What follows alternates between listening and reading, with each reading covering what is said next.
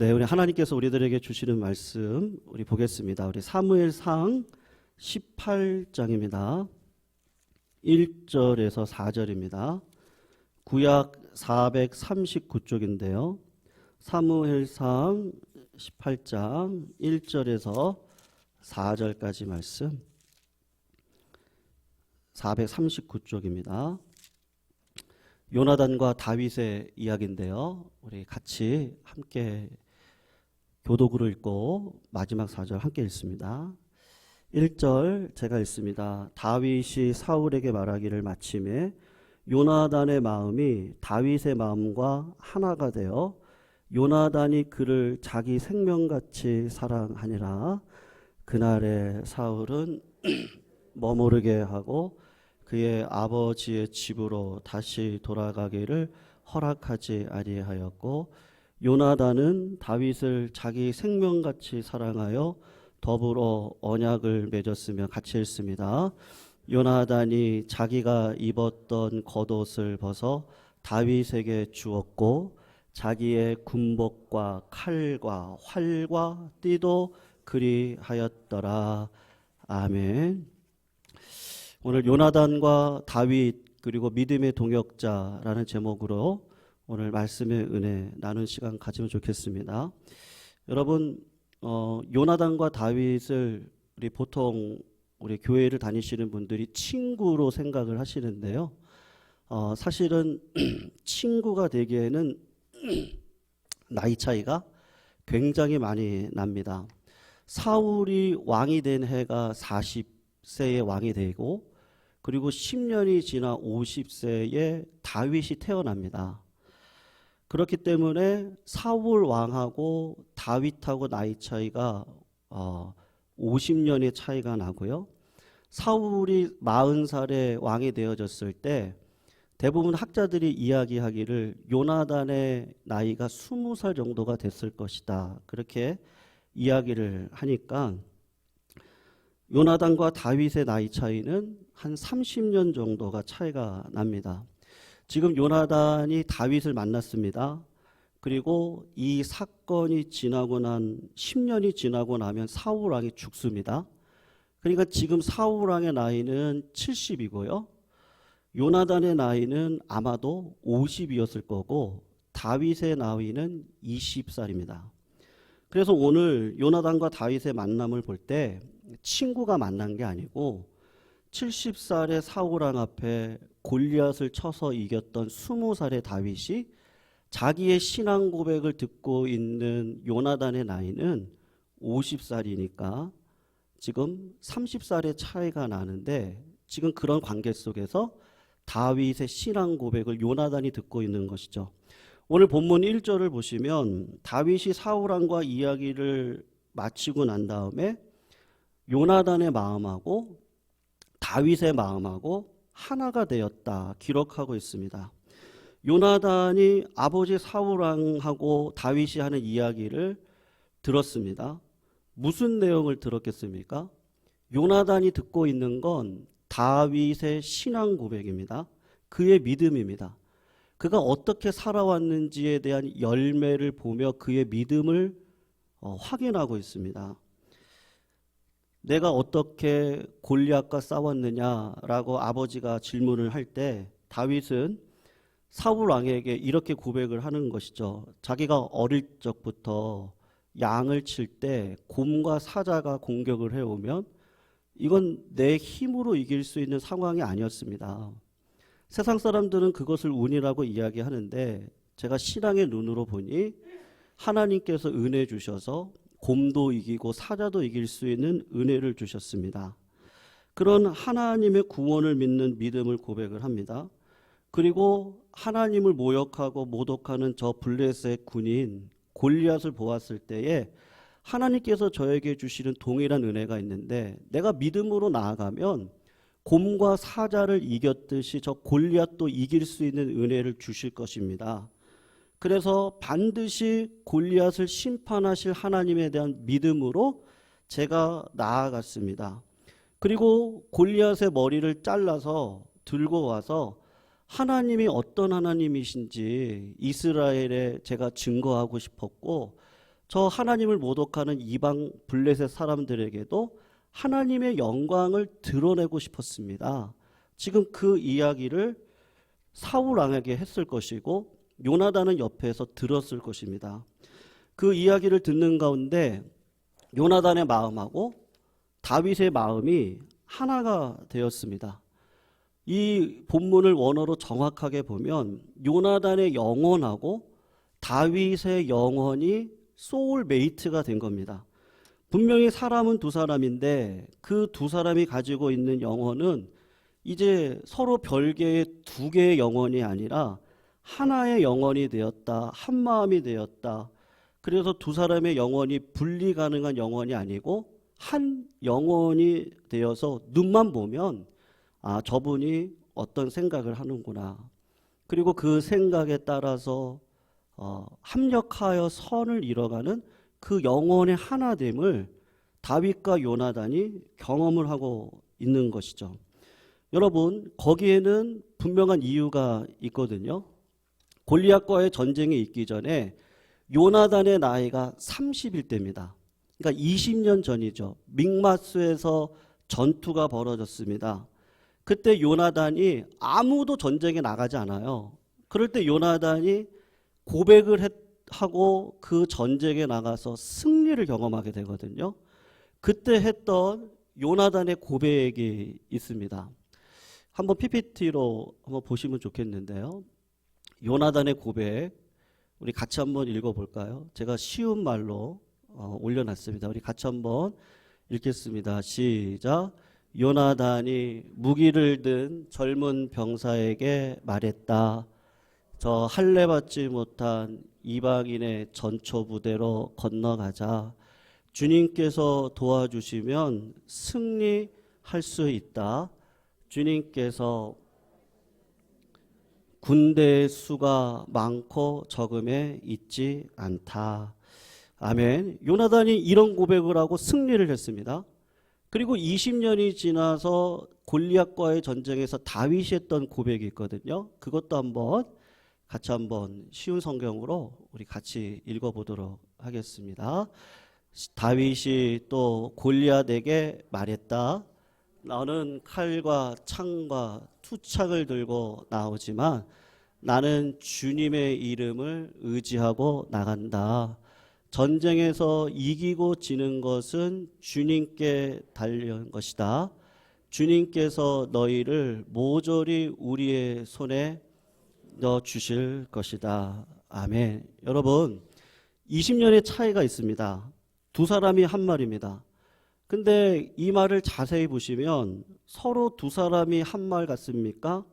아니면 한 사람이 동일한 신앙 고백을 하고 있는 것 같습니까? 놀랍게도 전쟁에 나가는 요나단의 마음과 20년 후에 전쟁에 나가는 다윗의 마음이 똑같습니다. 나는 주님의 이름으로 나간다. 나는 주님이 함께 하시면 승리할 수 있다.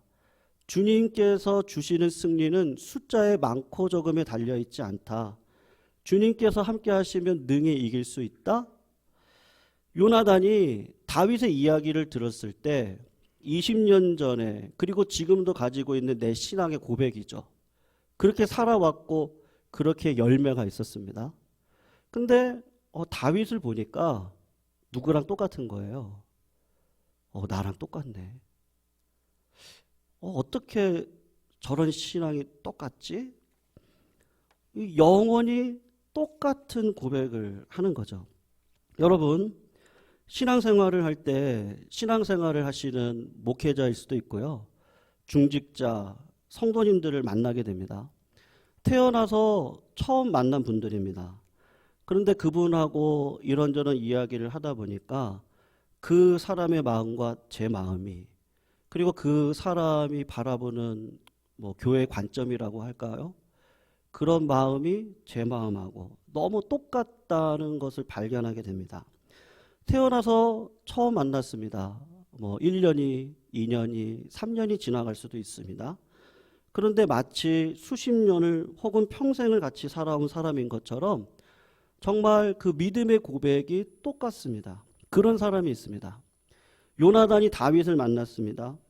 그와 나이 차이가 30년이 나는 청년입니다. 처음 만났는데 이 청년이 가지고 있는 그 믿음이 영원히 나랑 똑같구나. 또 다른 나를 보는 것 같구나. 그런 느낌을 받았습니다. 그래서 요나단이 그날 당일날 다윗과 하나님 앞에 언약을 맺었습니다. 내가 죽는 날까지 하나님의 은혜 안에서 내가 이 사람을 사랑하겠다. 요나단이 이 언약을 맺고 10년 뒤에 죽게 되는데 전쟁터에서 죽는 날까지 하나님의 언약을 끝까지 지킵니다. 여러분, 이후에 다윗은 사울의 시기에 광야로 도망치게 되어지고 10년의 광야 생활을 하게 됩니다. 근데 그 힘들고 어려울 때 누가 찾아와서 격려하는지 아십니까? 꼭 요나단이 찾아와서 힘을 내라고 격려를 해줍니다. 아버지 다윗이 사울이 다윗을 죽이려고 창으로 던졌던 적이 있었습니다. 그럴 때마다 다윗을 변호했던 사람이 누구냐면 요나단입니다. 끝까지 다윗을 향한 요나단의 사랑을 거두지를 않습니다. 그래서 오늘 본문에 특별한 말씀이 있는데 언약을 했을 뿐만 아니라 요나단의 겉옷을 벗어줬다라고 하는 구절이 있습니다. 여러분, 그냥 좋은 옷을 주는 게 아니고 요나단이 입고 있는 왕자의 옷인데 그건 왕위를 계승하는 옷입니다. 요나단이 이스라엘의 왕이 될 만한 왕자의 겉옷을 벗어서 다윗에게 입혀주는데 요나단의 마음 가운데 뭐가 있는 거예요? 하나님의 마음이 있는 겁니다. 여러분, 하나님의 생각과 내 생각은 정말로 다릅니다. 그래서 꼭 어느 자리로 우리를 인도해 가시죠? 늘 이렇게 갈등하는 자리에 우리를 꼭 인도해 가십니다. 그리고 고민하게 해요. 내 힘으로 안 되니까 기도의 자리에 나를 반드시 세우세요. 그리고 하나님의 뜻을 놓고 간절히 기도하다가 결국은 하나님의 생각은 내 생각하고 다르구나. 그래서 나를 부인하고 십자가를 지는 자리에 가는데 여러분, 상식적으로 생각해 보세요. 이 왕권은 누구 거예요? 요나단 내 거예요. 근데 하나님이 주신 상황과 환경 속에서 보니 나랑 똑같은 사람을 만나게 하셨는데 야, 네가 왕이 될 사람이다. 이게 정말 쉬운 문제가 아니거든요. 겉옷을 입혀서 줄 뿐만 아니라 갑옷과 칼과 활과 띠를 다윗에게 선물로 주었습니다. 여러분, 세상을 살아갈 때 같은 교회에서 믿음을 가지고 살아가지만 요나단과 다윗과 같은 믿음의 동역자를 만나는 것은 하나님께서 특별하게 주시는 특별한 은혜입니다. 나 혼자 신앙생활 열심히 하는 거, 나 혼자 교회에서 충성하고 봉사하는 것보다는 나와 똑같은 영혼을 가지고 똑같은 교회에 대한 사랑과 하나님을 향한 똑같은 믿음을 가지고 주님의 나라와 교회를 위해서 동역을 하면서 죽음까지도 불사하는, 하나님 마음껏 쓰세요. 진짜 마음껏 하세요. 하나님의 뜻이 어떤 뜻이든지 상관없습니다. 그냥 주님의 뜻에 순종하며 이게 하나님의 나라를 이루는 거라면, 이게 의를 이루는 거라면 제가 죽음까지 불사해서 가겠습니다. 그런 동역의 기쁨이 있을 때 하나님은 그 교회에 큰 은혜를 반드시 베풀어 주십니다. 여러분, 예수님을 생각해 보십시오. 예수님이 저를 보았습니다. 제가 지난 주일날 말씀드린 것처럼 어쩌다 요새 TV에 어쩌다 찬다, 어쩌다 축구인가요? 어쩌다 뭐가 있는데요. 어쩌다 저도 아버지가 됐습니다.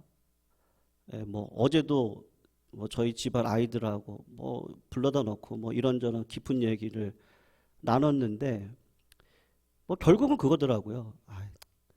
우리가 부족하구나. 내가 부모로서 자격이 없구나. 내가 고쳐야겠다. 이런 생각을 제가 했습니다, 어제. 부족합니다. 아무리 목사라고 해도 주님이 볼 때는 주님이 나를 위해 대신 돌아갈 만한 사람일까 내가?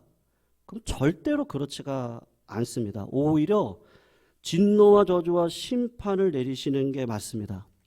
근데 놀랍도록 요나단이 다윗을 사랑한 것처럼 그런 저를 예수님이 끝까지 붙들어 주시고 사랑해 주십니다.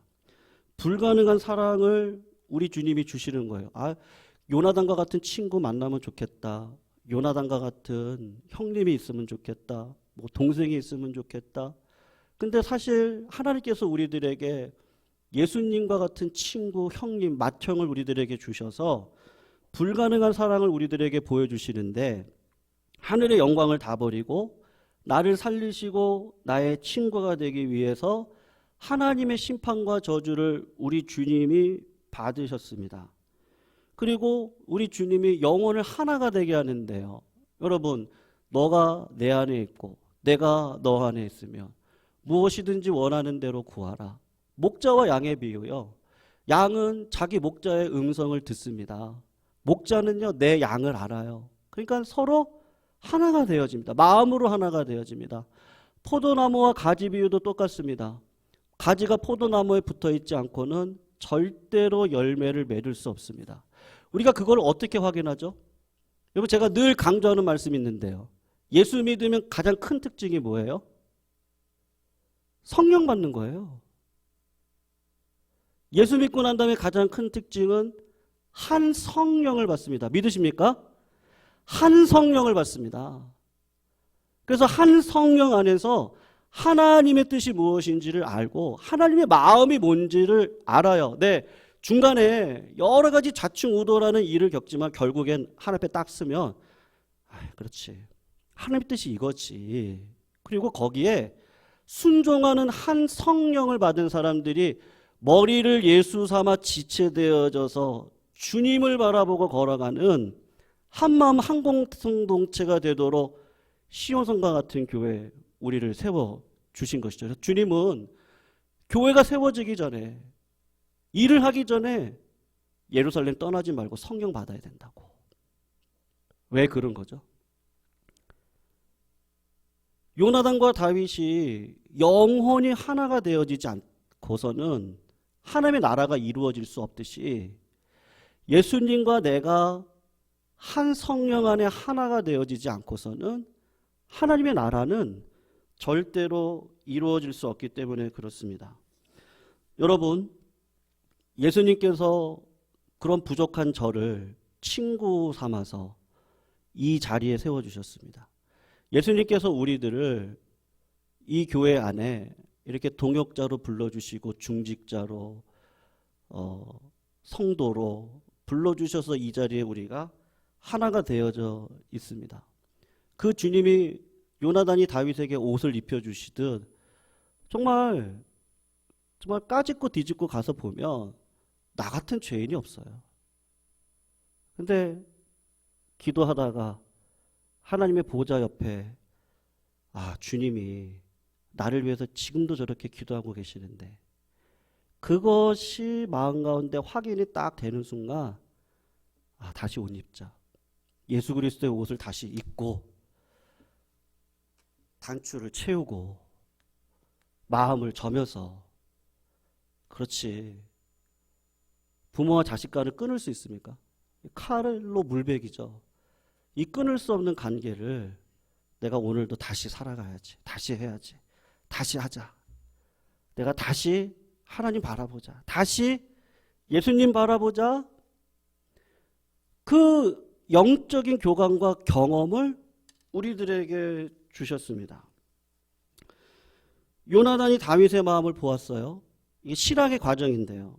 다윗의 중심을 보았는데 네 마음이 나랑 똑같구나. 다윗이 요나단을 보았습니다. 내가 가지고 있는 믿음과 신앙을 저 선배가 똑같은 믿음을 가지고 있는 믿음의 선배입니다.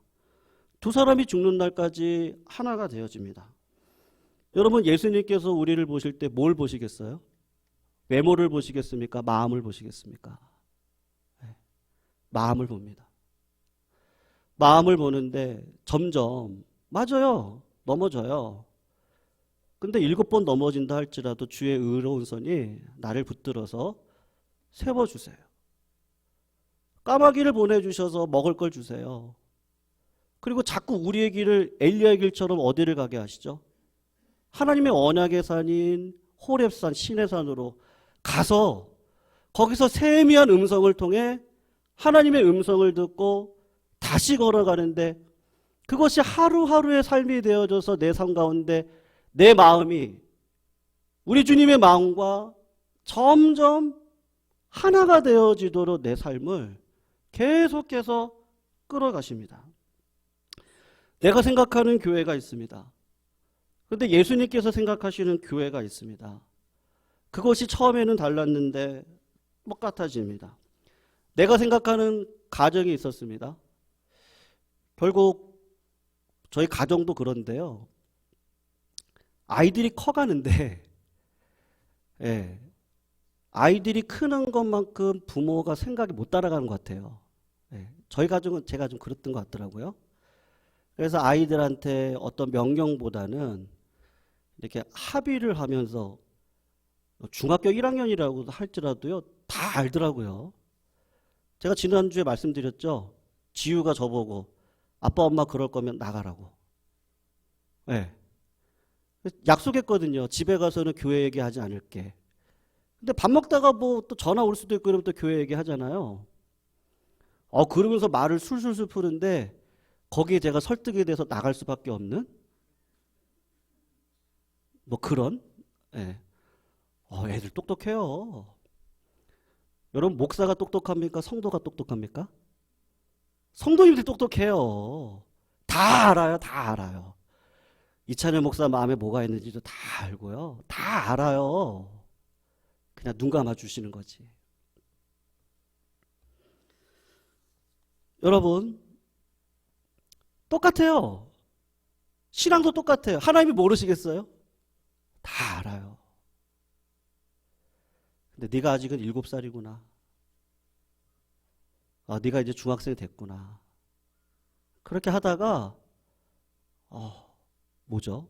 부모님의 길을 똑같이 걸어가면서 그 부모님 마음을 딱 알잖아요. 애를 낳고 야 우리 엄마가 이렇게 해가지고서는 미역국 드셨구나. 직장 생활하면서 날라다니는 결제 서류 앞에 야 우리 아버지가 이렇게 신앙 붙들고 이런 사회 속에서 신앙생활 하셨구나. 그 마음이 알아가는 거죠. 그리고 부모의 마음과 제 마음이 하나가 되어지죠. 여러분 주님이 걸어가신 그 길을 내가 걸어가지 않고 주님의 마음을 절대로 알 수 없습니다. 요나단이 하고 있는 게 뭐죠? 주님의 길을 가고 있어요. 이 왕권 내 거예요. 하나님의 생각과 내 생각은 틀려요. 주님과 똑같은 길을 걸어가고 있어. 이거 내려놓고 물질 내려놓고 권력 내려놓고 무기 다 내려놓고 아니 다윗에게 하라고 하는구나.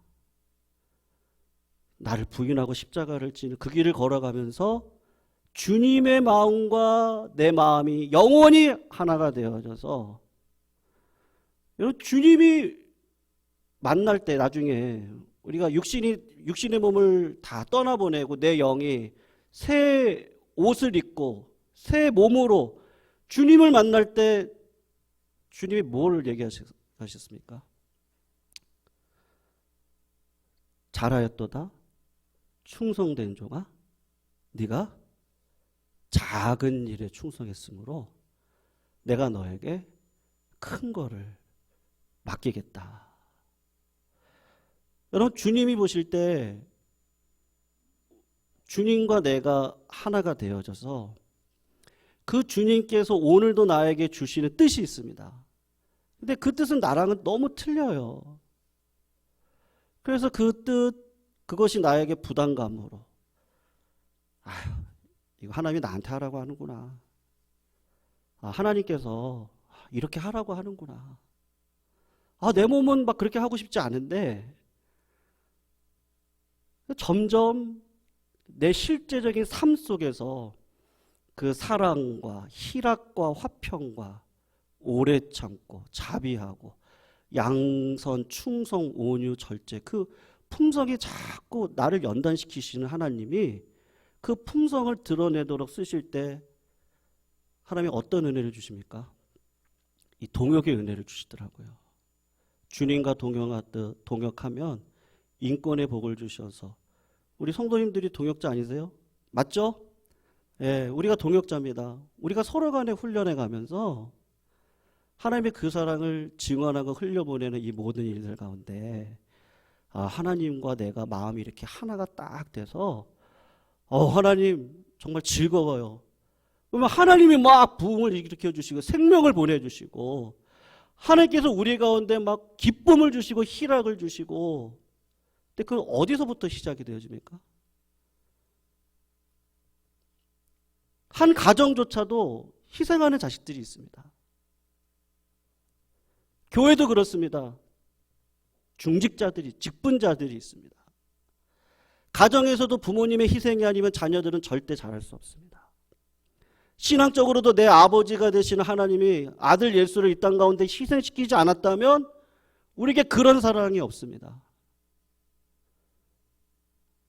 하나님께서 요나단과 다윗과 같은 축복을 주실 때 우리 성도님들 정말 이 축복을 다 받으시기를 주의 이름으로 축원합니다. 그리고 그런 사람이 제가 될 수 있도록 오늘도 주님 무슨 말씀 하시든지 제가 섬기겠습니다. 처음부터 안 되죠. 그러나 그런 마음으로 그 하루가 1년, 1년이 2년, 3년, 10년 어느 순간 눈빛만 딱 봐도 원하시는 게 뭐구나. 그걸 딱 알고 그 마음과 영혼이 딱 하나가 되어져서 이렇게 가다가 우리 교회가 잘 되고요. 그리고 하나님 만나면 하나님이 얼마나 너 잘했다. 네가 진짜 잘했다. 너 때문이다. 너 때문에 교회가 살았다. 너 때문에 그 가정 살았다. 너 때문에 그 가문이 흥왕했다. 세워졌다. 여러분, 코로나 기간 가운데 성경 공부를 하고 있습니다. 작년에도 집사님하고 했고요.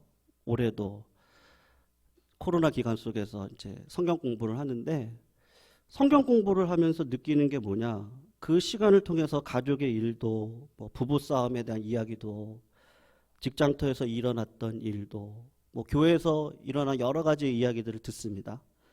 근데 그걸 지나면서 발견하는 게 뭐냐면요.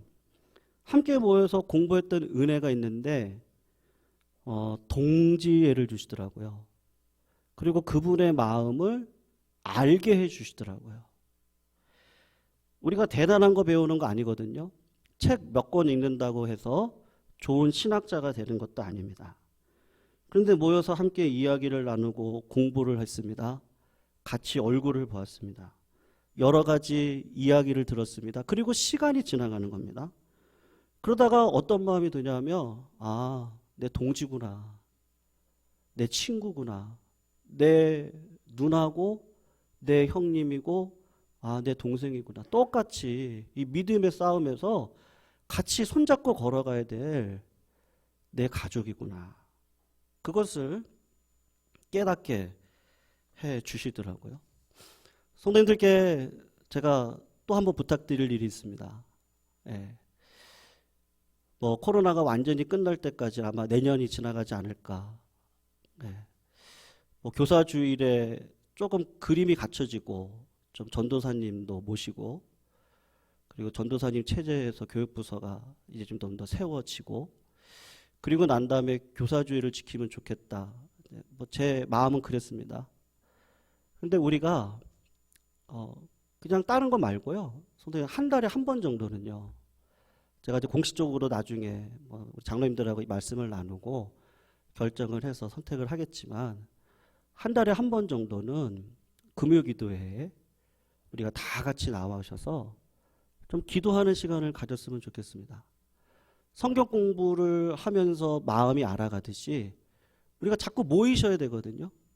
모이셔서 얼굴도 보고 그때 인사도 하고 그리고 성도님들이 많이 모이시면 그냥 단순히 예배드리고 기도하고 그런 시간 갖지 말고 저도 생각이 있거든요. 많이 모이시면 뒤에다가 다과도 좀 해놓고 찬양 끝나고 난 다음에 같이 좀 이야기하는 시간도 잠깐이라도 10분이라도 갖게 하고 서로 인사도 하고 기도 제목도 나누고 그리고 기도하는 시간도 갖고 또 다른 성경 공부가 금요일날 이루어지는 거죠. 그렇게 해서 영혼과 영혼이 만나 기도 제목이 뭔지도 알고, 아 그랬구나, 우리 같이 기도합시다. 그렇게 해서 하면 얼마나 좋을까, 그런 생각이 듭니다.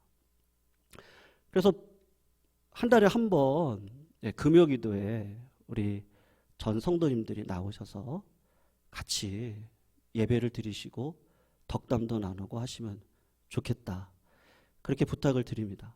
그래서 그때는요, 뭐 중고등부 학생들도 청년들도 같이 나와서 동역의 의식으로 걸어가는 기도의 시간이 되면 좋겠습니다. 여러분, 예수님께서 비밀 생활의, 믿음 생활의 비밀을 하나 말씀하셨습니다. 하늘에서 모든 계시를 하나님 예수님이 그냥 다 던져주신 것이 아니고, 그분이 육신의 몸을 입고 우리 가운데 친히 오셔서 제자를 부르셨습니다. 그리고 난 다음에 하신 일이 뭐죠? 먹고 마시고 만져주시고 고난을 함께 받으셨습니다. 여러분, 하나님 입장에서 한번 생각해 보세요. 하나님이 굳이 그렇게 하실 필요가 있습니까? 하나님께서요? 그냥 계시를 주시면 됩니다. 아니면 온라인으로 방송 같은 걸로요, 그냥 이렇게 보내셔도 됩니다. 그런데 신기한 것은 하나님의 나라와 의라는 게 뭘까? 그건 교제예요. 마음을 알아가는 거고, 영혼과 영혼이 하나가 되어야 됩니다. 뭘 한다가 아니고요, 하기 전에 마음이 하나가 되어지는데, 한 성령 안에서 우리 모두 다가 예수 그리스도를 머리 삼아 그분을 바라보고 하루하루를 걸어가는 그 일이 먼저 필요한 것입니다. 그래서 신기한 것은 예수님이 나를 만질 수 있도록 이 땅 가운데 오셔서 제자들과 함께 인간의 삶을 살아오셨던 것이죠. 아까 우리 장로님 기도하신 것처럼, 네, 예전에도 우리 주님 사랑했습니다. 지금은 어떠세요? 사랑하십니까? 예. 앞으로는 더 어떠세요? 더 사랑하실 겁니까? 예. 더 사랑할 겁니다. 순교가 뭐예요? 사랑하다 보면, 이거 고생이 아니죠. 내가 교회 살아가는데 이게 고생이에요? 이게 자랑거리예요? 영광이에요. 사랑하니까요. 가정을 위해서 내가 고생하는 게, 부모님들이 그게 고생이라고 생각하십니까? 내 자식을 위한 일인데 영광이죠. 내 머리인데요, 자식들이. 우리 주님이 이 땅에 오셔서 십자가 달려 돌아가신 게 고생이겠습니까? 영광이었습니다. 하나 되기 위한 영광이었습니다. 여기에 모이신 우리 모든 성도님들, 정말로 믿음의 동역자로 우리가 하나가 되는 일에 작은 발걸음입니다. 근데 그 발걸음 한 걸음씩만 옮겨주시면 우리 교회는요, 정말 하나님께서 보시기에, 여러분, 교회가 잘 되면 가정은 반드시 복받습니다. 믿으시죠? 교회가 순탄하고요, 교회가 평안하면 가정은 평안합니다. 하나님이 그런 방식으로 복을 주세요. 반드시 그렇습니다. 정말 이건 제가 하는 얘기가 아니고 하나님이 하시는 이야기입니다. 그 일을 위해서 오늘도 믿음의 동역자로 이 땅을 살아가는 일에 부족함이 없도록 한 걸음 한 걸음 그냥 다 주님 바라보시면 됩니다. 주님 뭐라고 말씀하시든지 그 말씀에 순종하여 걸어가시는 우리 믿음의 종들 다 되시기를 부탁드리겠습니다.